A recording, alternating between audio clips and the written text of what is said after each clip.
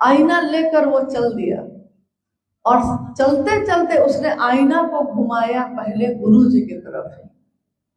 देखिए मन कैसा है, अपने गुरु की तरफ ही घुमाया, देखा कि गुरु के मन में भी थोड़ी सी खोट है, तो अब चला, समझ गया कि अच्छा ये ताकत मुझको मिल गई। रास्ते भर उसने कितने लोगों के चेहरे की तरफ आईना घुमाया कि सबके बारे में मैं जान लूं। घर गया, जितने दिन घर रहा तब भी यही काम करता रहा कि हमको सबके बारे में जानना है, कौन अच्छा है कौन बुरा। फिर घर से छुट्टी के बाद लौटा तो उसने कहा गुरुजी आ गया मैं। गुरु ने पूछा कि जाते जाते तुमने एक आईना लिया था मुझसे, उसका प्रयोग किया, जान पाए, कुछ ज्ञान हुआ? शिष्य ने कहा कि जी गुरुजी, सबसे पहले तो आपके मन में मैंने देखा कि आपके मन में भी खोट था थोड़ा सा, फिर रास्ते भर देखा, फिर घर के भी सारे लोगों को देखा। गुरु ने पूछा अपने शिष्य से कि अपनी तरफ देखा था? तो नहीं। गुरु ने कहा कि जब मैंने तुमको ये दिया था आईना, उसी समय ये कहा था कि पहले तुम जान सकते हो तुम्हारे मन में क्या है, लेकिन तुमने इसका प्रयोग खुद के जानने के लिए नहीं किया। दुनिया के सारे लोगों को तुम जान ही गए तो क्या हुआ, तुम खुद को जान सके?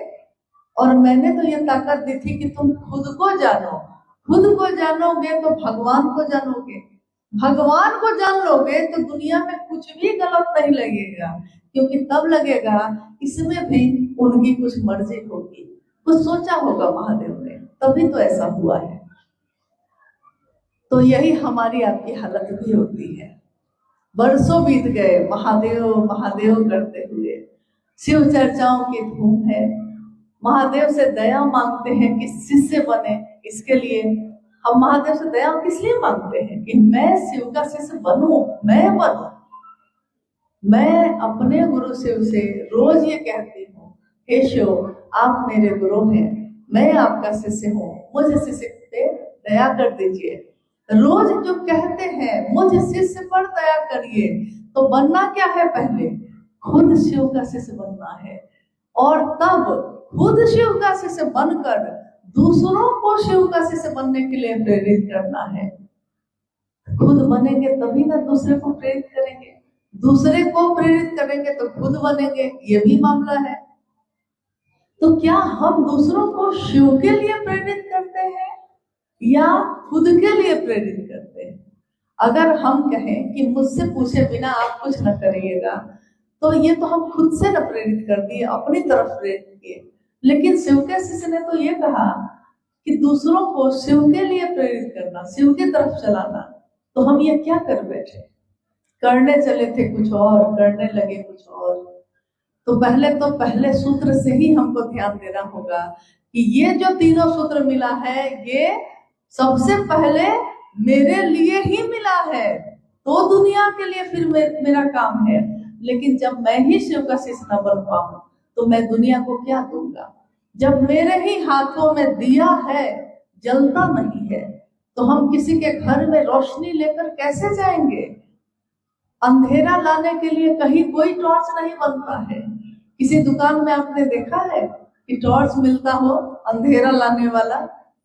कहीं नहीं, रोशनी लाने वाला टॉर्च बनता है, मोमबत्ती बनती है, दिया बनता है, माचिस बनाए जाते हैं जलाने के लिए, आग पैदा करने के लिए, रोशनी पैदा करने के लिए। किसी भी जगह आपने नहीं सुना होगा कभी भी कि अंधेरा लाने के लिए कुछ करना पड़ता है, क्योंकि अंधेरा तो है ही, शाश्वत है, रहेगा ही। रोशनी लाई जाती है, रोशनी का इंतजाम किया जाता है। मेरे आपके मन में अंधेरा है, इसीलिए शिव के ज्ञान की रोशनी को लाना पड़ता है, और रोशनी को लाना पड़ता है, ज्ञान को सीखना पड़ता है। इंसान को तो ज्ञान को सीखना ही पड़ता है, जानवर को जरूरत नहीं, क्योंकि जानवर में ये पात्रता नहीं है कि वो जीव से शिव बन सकता है, परंतु इंसान में ये पात्रता है, वो जीव से शिव बन सकता है। एक बिया में ये संभावना है कि वो बरगद का बहुत बड़ा पेड़ बन सकता है अगर उसको धरती में लगा दिया जाए। तो मेरा